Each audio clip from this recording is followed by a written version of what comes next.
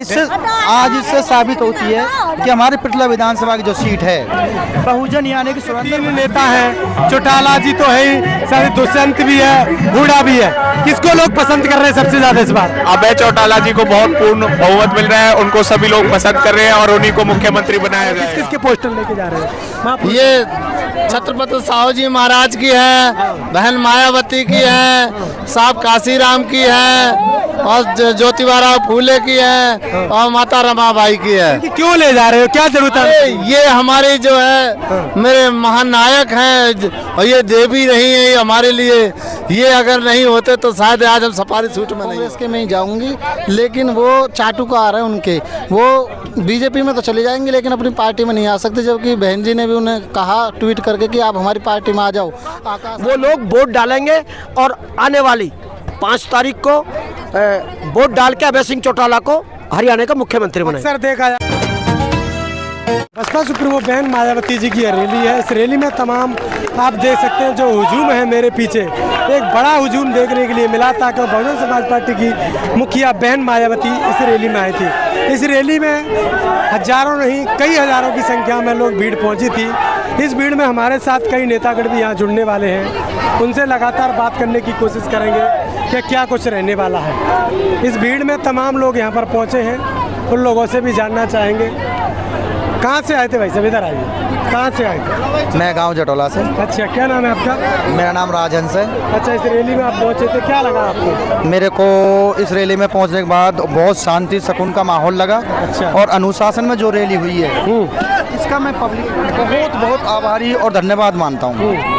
इससे साबित होती है कि हमारे पिटला विधानसभा की जो सीट है बहुजन यानी कि सुरेंद्र वशिष्ठ के हाथों से कहीं नहीं जाने वाली। कम से कम प्रत्याशी 10,000 वोटों से जीत करके बहन जी के झोली में अपनी सीट को डालेगा, यही मेरा कहना है। तो बसपा सुप्रीमो बहन मायावती जी को लगातार लोग सुनने के लिए पहुंचे। एक बड़ी भीड़ है, आप मेरे पीछे देख सकते हैं, बड़ी भीड़ यहाँ से अभी निकली है। ये बड़ा जो मुकाबला देखने के लिए मिला, इसमें महिलाओं की भीड़ बहुत अधिक देखने के लिए मिली, क्योंकि इनेलो गठबा का यह गठबंधन है। इनेलो और बसपा इस बार क्या कुछ करने वाली है। कहाँ से पहुँचे थे भाई? क्या? कहाँ से आए थे? मैं गांव हरफली से। अच्छा, किसको समर्थन करने के लिए आए इसमें? हमारा पूर्ण समर्थन बीएसपी और इनेलो के गठबंधन को है। अच्छा। हाँ जी। खासकर जाट समाज के 3 नेता हैं, चौटाला जी तो है ही, साथ दुष्यंत भी है, हुड्डा भी है। किसको लोग पसंद कर रहे हैं सबसे ज्यादा इस बार? अभय चौटाला जी को बहुत पूर्ण बहुमत मिल रहा है, उनको सभी लोग पसंद कर रहे हैं और उन्हीं को मुख्यमंत्री बनाया जाएगा। अबे चौटाला को क्यों पसंद कर रहे हैं, क्या खासियत है खास? इनको इसलिए पसंद कर रहे हैं लोग क्योंकि ये किसान हित नेता हैं, किसानों के लिए लड़ने वाले नेता हैं, किसानों के साथ हमेशा खड़े रहते हैं। इन्होंने अपना पूरा योगदान किसानों के लिए दिया है। इन्होंने अपनी विधानसभा से इस्तीफा भी दिया था।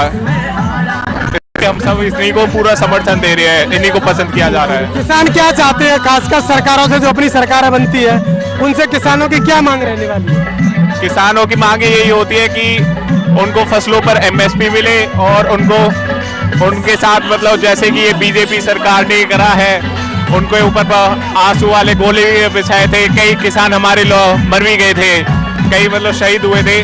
तो हमारी सभी बस यही गुजारिश है कि वो किसानों को मतलब किसानों को सही रखा जाए, किसानों को पूरा समर्थन मिले बस। तो बसपा इनेलो का गठबंधन क्या रंग लाएगा, क्या सरकार बना पाएगा या किसी को समर्थन करेगा?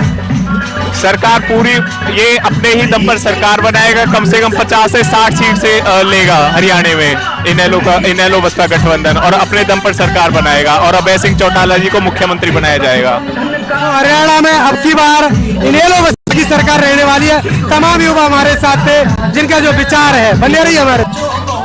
बड़ी भीड़ देखने के लिए मिल रही है, आप देख रहे हैं बसपा सुप्रीमो बहन मायावती जी के चित्रों को लोग अपने घर तक ले कर रहे हैं और तमाम इतनी एक बड़ा हुजूम यहाँ पर देखने के लिए मिला। तमाम लोग यहाँ पर पहुंचे थे। किन किन की प्रतिमा जो मूर्तियां लेके जा रहे हो, किस किस के पोस्टर लेके जा रहे हो? ये छत्रपति साहू जी महाराज की है, बहन मायावती की है, साहब काशीराम की है, और ज्योतिबा फूले की है, और माता रमाबाई की है। क्यों ले जा रहे हो, क्या जरूरत है? ये हमारे जो है मेरे महानायक हैं, और ये देवी रही है ये हमारे लिए। ये अगर नहीं होते तो शायद आज हम सफारी सूट में नहीं होते। क्या कहेंगे, बाबा साहब डॉक्टर अम्बेडकर की तस्वीर आप ले जा रहे हो, कांसीराम जी की ले जा रहे हो, उनके क्या योगदान रहे जीवन में? इनका योगदान बहुत बड़ा रहा। मेरे जानवर जैसी जिंदगी से एक इंसानी जिंदगी में बदल के रख दिया।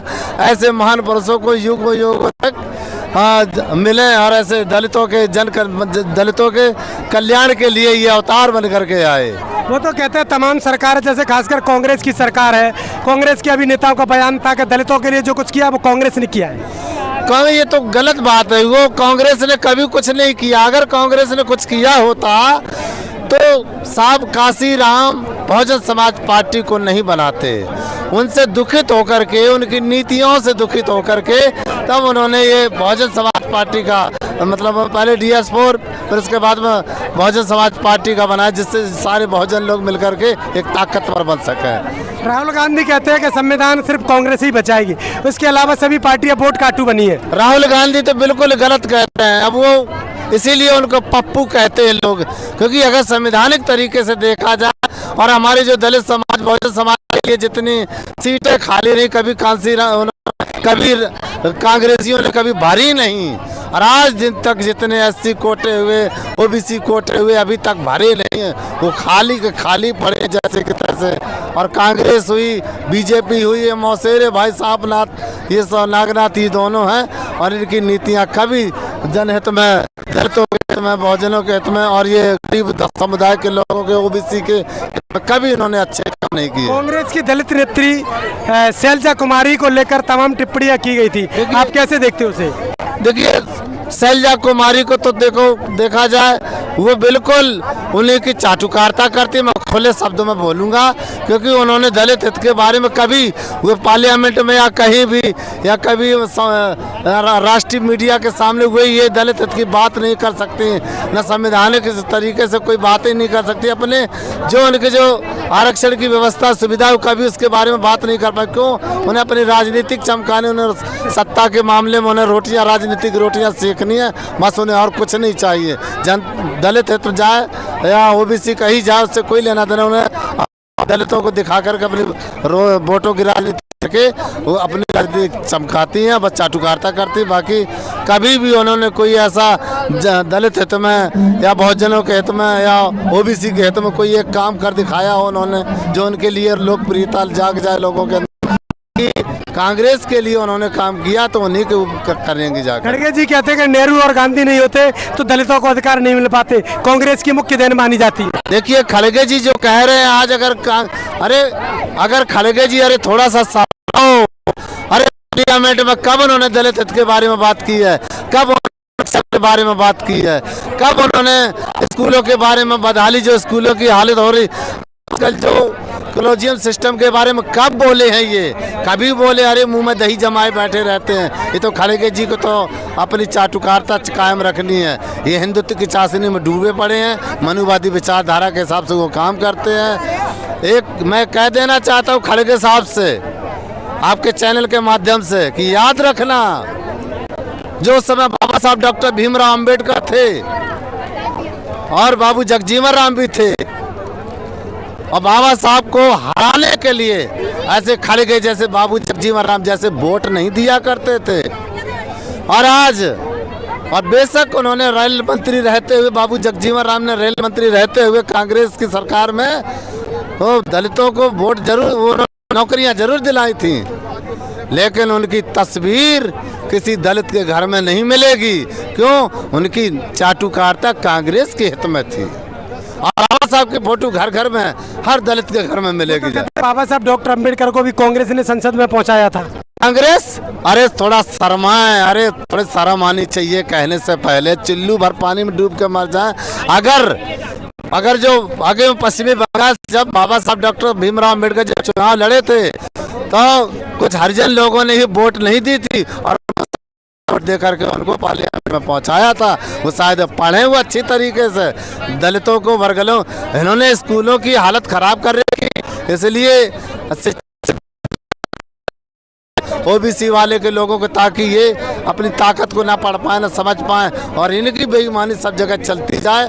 और आज जो प्राइवेटाइजेशन, जो स्कूल की सुविधाएं बनाई जा रही हैं, अब सरकारी जो कमजोर बनाया जा रहा है, इसीलिए ताकि ये सिर्फ हम जो पढ़ाएं ये वही पढ़ें और महान पुरुषों को ना पढ़ पाए। जिस तरीके से माता रमाबाई का त्याग न पढ़ने पाए, सावित्री ज्योतिबा फूले का ये त्याग न पढ़ने पाए, इनकी कुर्बानी न पढ़ने पाए, साहब काशी राम को ना पढ़ने पाए, जो मंडल कमीशन के नाम से जाने जाते हैं। ये आयरन लेडीज बहन जी हैं, जो वाकई में इन्होंने हम दलितों की एक बहुत बड़ी आवाज़, एक बहुत बड़ी ताकत है आज की जो खैर यही कहना चाहूँगा, लोगों से भी मैं अपील करता हूँ कि दोस्तों इन चालबाजों से बचो। जैसे कांग्रेस क्या क्या तरह के फंडे लेकर के आती है, अरे थोड़ी कांग्रेस को थोड़ी अगर शर्म बची हो तो झूठ बोलना बंद कर दे। ये ठीक नहीं है उनको इतना झूठ बोलने का। तो अभी संविधान बचाने के नाम पर लगातार राहुल गांधी घूमे थे और उसके बाद अखिलेश यादव घूमे थे, और हरियाणा में इसका क्या कुछ फर्क पड़ने वाला है, पड़ेगा या नहीं पड़ेगा?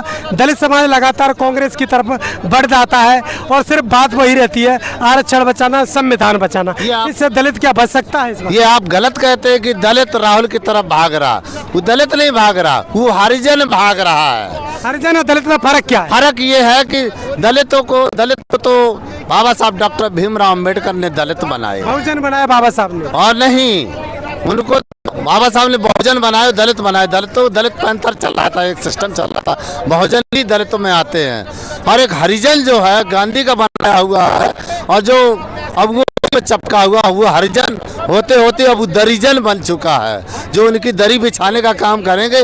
बाकी जैसे खड़े गए जब दरी बिछाएं। हरिजन का मतलब क्या है? हरिजन का मतलब वही है कि गांधी के बनाए हुए हरिजन है, वे वाकई में उनकी है तो बहुत कुछ भीतर की अगर जाएंगे तो बहुत गंदी परिभाषा निकल के आई है। मैं उनको अपमान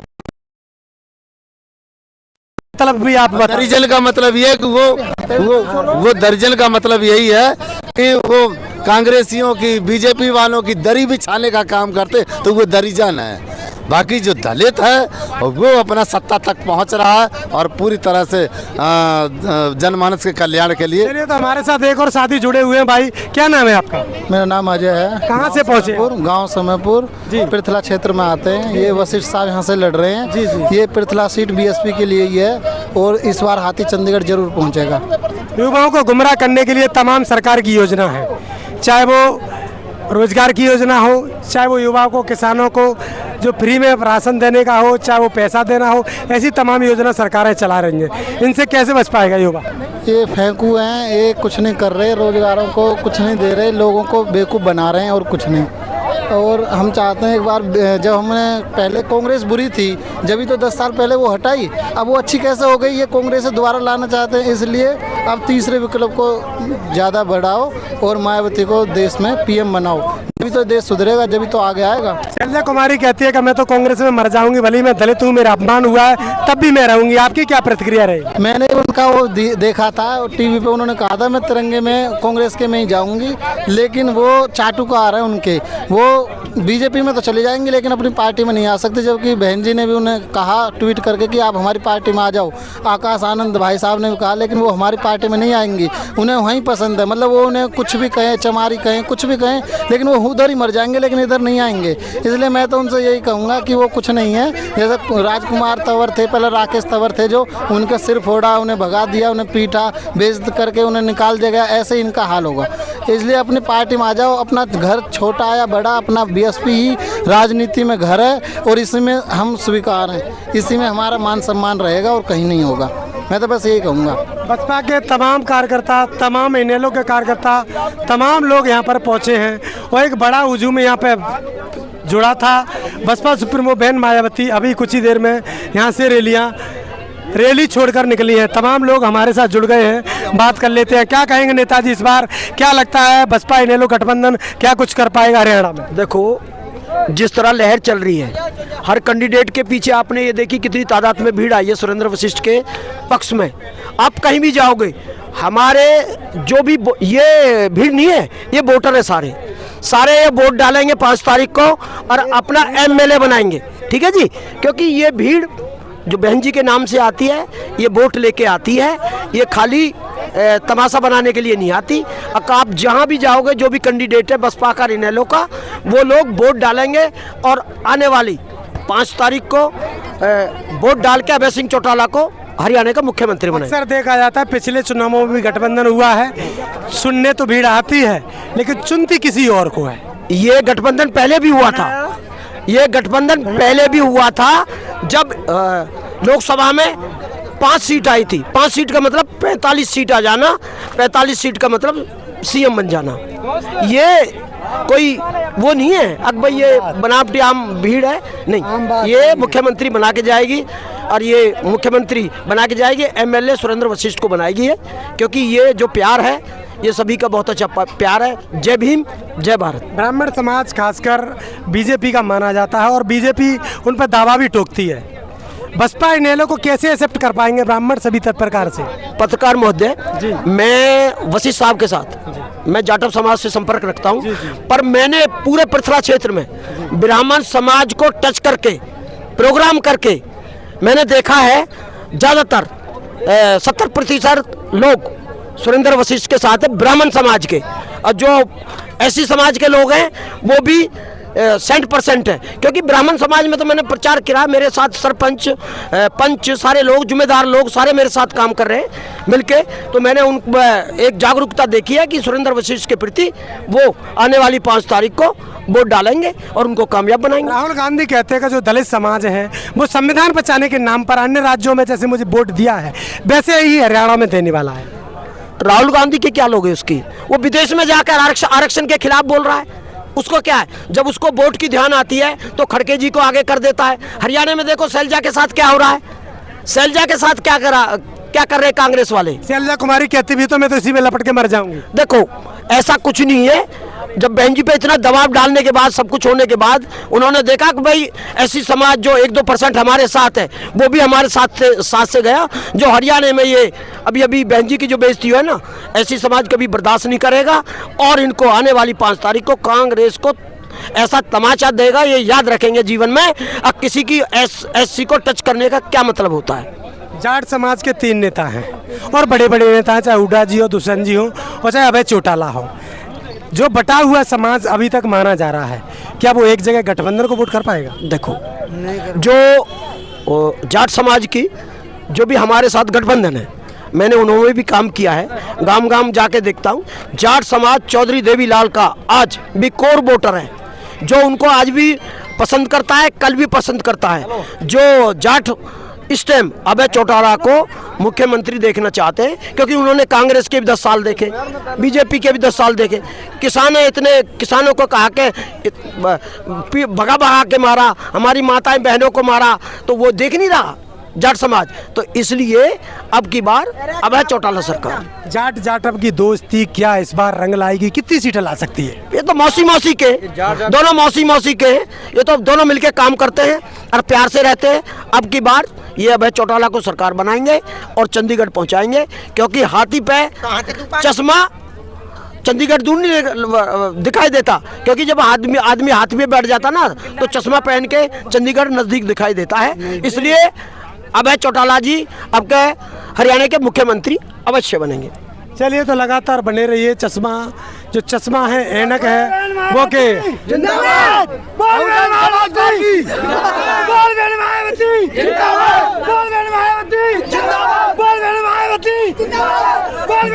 बसपा के तमाम कार्यकर्ता, तमाम लोग यहाँ पर पहुँचे हैं। बसपा सुप्रीमो बहन मायावती जी के नारे लगातार जोर शोर से लग रहे हैं।